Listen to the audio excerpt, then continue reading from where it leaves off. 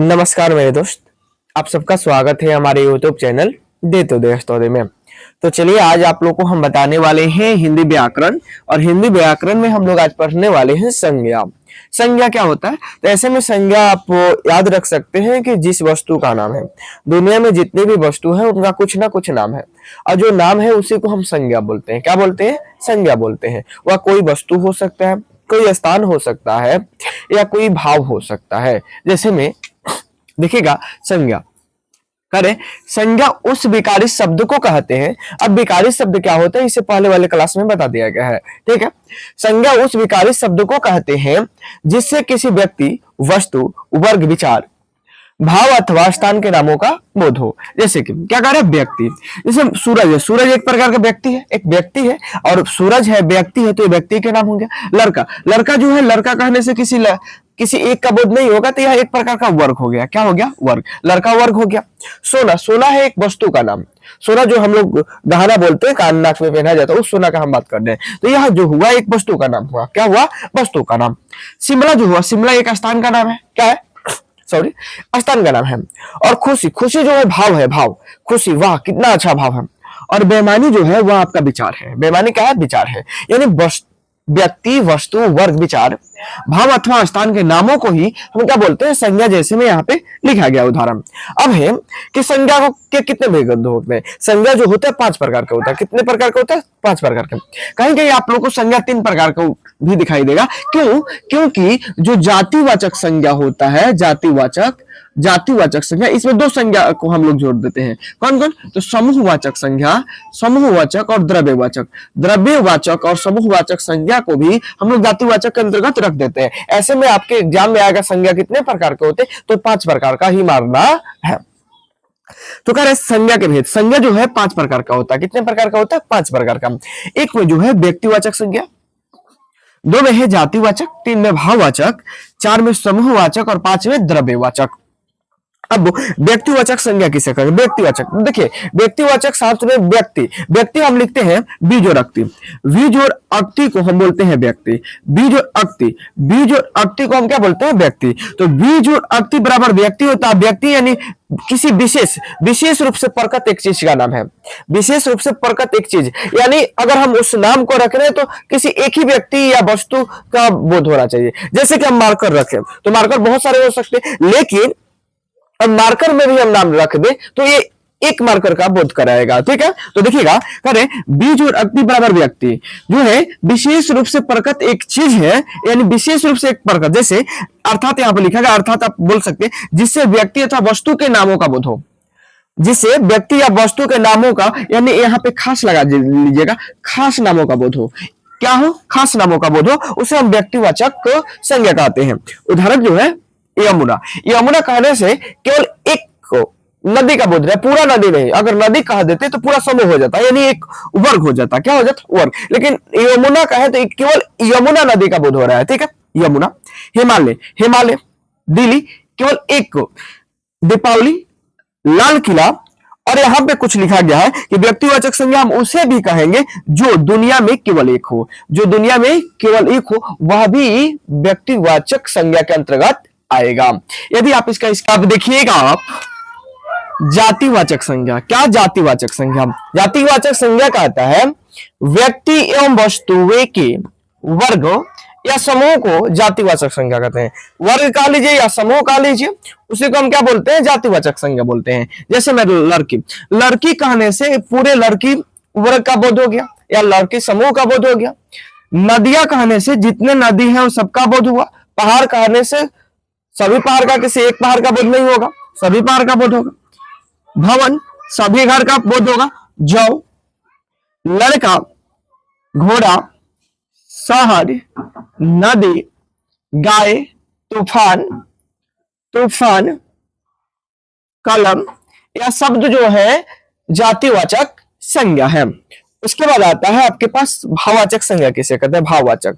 भाव, जिससे हमें गुण, विचार, भाव, अवस्था, स्थिति का बोध हो उसे हम भाववाचक संज्ञा कहते हैं। क्या कहते हैं? भाववाचक। देखिएगा, जिससे व्यक्ति, वस्तु के भाव, अवधारणा, विचार, स्थिति, गुण, का बोध हो उसे हम क्या बोलते हैं, भाववाचक संज्ञा बोलते हैं। उदाहरण में आप देख लीजिए प्यार। दूसरा बात भाववाचक में है कि भाववाचक संज्ञा को हम तो ना देख सकते हैं, ना छू सकते हैं, ना सुन सकते हैं, ना चख सकते हैं। क्या भाववाचक संज्ञा को ना ही देख सकते हैं, ना ही छू सकते हैं, ना ही सुन सकते हैं और ना ही चख सकते हैं। जैसे प्यार, प्यार को आप लोग देखे हैं? नहीं, नहीं देख सकते हैं, केवल इन्हें महसूस ही किया जा सकता है।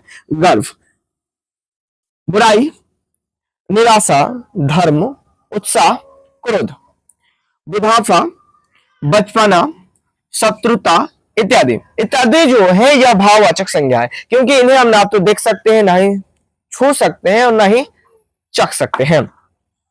भाववाचक का निर्माण, भाववाचक निर्माण बहुत तरीके से किए जाते हैं। जैसे भाववाचक संज्ञा का निर्माण करना है तो वह जातिवाचक संज्ञा से भी किया जा सकता है, सर्वनाम से भी किया जा सकता है, विशेषण से भी किया जा सकता है, क्रिया और अव्यय, इन सभी से हम लोग भाववाचक संज्ञा का निर्माण करते हैं, जो कि आगे आप लोग को बताया जाएगा।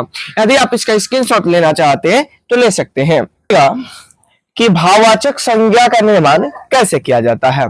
तो भाववाचक संज्ञा का निर्माण जातिवाचक संज्ञा से कैसे किया जाता है। जैसे लड़का है, लड़का जो है यह जातिवाचक संज्ञा, और लड़का का अगर हम भाववाचक संज्ञा बनाए तो होगा लड़कपन। क्या होगा? लड़कपन। लड़का का अगर भाववाचक संज्ञा बनाए तो लड़कपन होगा। शत्रु का बनाए तो क्या होगा? शत्रुता। स्त्री का बनाए तो स्त्रीत्व, और बुधा का बनाए तो बुढ़ापा। वैसे सर्वनाम से भाववाचक संज्ञा का निर्माण कैसे होगा? अपना, अपना जो है यह सर्वनाम है। क्या है? सर्वनाम है। अपना का भाववाचक संज्ञा बनाएंगे तो अपनापन होगा या अपना होगा, अपनापन होगा या अपना होगा।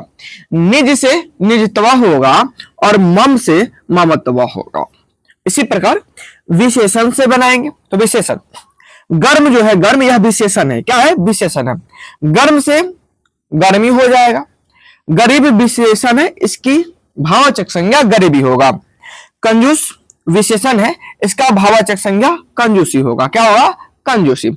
मीठा जो है वह है विशेषण और इसका भाववाचक संज्ञा क्या होगा? मिठास। क्या होगा? मिठास। लाल जो है विशेषण है और इसका भाववाचक संज्ञा लाली होगा। क्या होगा? लाली। इसी प्रकार हम क्रिया से बनाएंगे। किससे बनाएंगे? क्रिया। चढ़ना, लास्ट में ना है, इसका होगा चढ़ाई। मारना का मार, जीता का जीत, हंसना का हंसी, कमाना का कमाई, पढ़ना का पढ़ाई। ठीक है। अब ऐसे देखिएगा, निकट, निकट से होगा निकटता, शाबाश से होगा शाबाशी, दूर से होगा दूरी, और नीचे से होगा निचाई, परस्पर से होगा पारस्परिक, पारस्परिक। ठीक है। अब देखिएगा समूहवाचक संज्ञा। समूहवाचक वे व्यक्ति या वस्तु जिनको गिना जा सके, अर्थात गणनीय हो और समूह का बोध हो। गिना भी जा सके और किसका बोध हो? समूह का, यानी बहुत सारे लोगों का समूह, या वो लोग हो सकते हैं, कोई वस्तु हो सकता है, कोई जानवर हो सकते हैं, उनके समूह का बोध हो, तो उनको हम क्या बोलते हैं? समूहवाचक संज्ञा। जैसे सभा, सभा कहीं लगता है तो वहां पे बहुत सारे लोग इकट्ठा हो जाते हैं। सेना, सेना में बहुत सारे लोग होते हैं या व्यक्ति होते हैं। कक्षा, कक्षा में बहुत सारे विद्यार्थी होते हैं। गुच्छा, गुच्छा में एक साथ बहुत सारा वस्तु होता है। कर्मचारी, पुलिस, सेना, मेला, समिति, परिवार इत्यादि, ये जितने हैं यह समूहवाचक संज्ञा के उदाहरण हैं। ठीक है। अगला है द्रव्यवाचक। द्रव्य, द्रव्य, द्रव्य का अर्थ होता है ठोस, गैस, द्रव। द्रव्य का अर्थ होता है ठोस, गैस, द्रव। तो कहते हैं द्रव्यवाचक संज्ञा वे वस्तु जिन्हें गिना नहीं जा सकता है, यानी हम जिसे गिन नहीं सकते हैं, केवल मापा और तौला जा सकता है। जिन्हें हम नहीं गिन सकते हैं, लेकिन क्या कर सकते हैं? माप सकते हैं और तौल सकते हैं, उसको हम क्या बोलते हैं? द्रव्यवाचक संज्ञा बोलते हैं। जैसे में लोहा, लोहा आप खरीदने जाते हैं तो गिनकर नहीं खरीदते हैं, तौल और माप कर ही खरीदते हैं। तेजाब हो गया, दूध हो गया, पानी हो गया, सोना हो गया, चांदी हो गया, तांबा हो गया, या जितने हैं यह द्रव्यवाचक संज्ञा के उदाहरण है, यानी जैसे में है, और इसी से प्रश्न पूछा जाता है।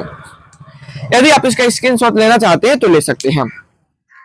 आशा करते हैं ये वीडियो आप लोग को बहुत अच्छा लगा होगा। वीडियो अच्छा लगा होगा तो वीडियो को लाइक कीजिएगा, शेयर कीजिएगा, और आप हमारे यूट्यूब चैनल पर पहली बार आए होंगे तो यूट्यूब चैनल को सब्सक्राइब और बेल आइकन को प्रेस करना नहीं भूलिएगा, और इस वीडियो को अपने दोस्तों के पास भी शेयर कीजिएगा।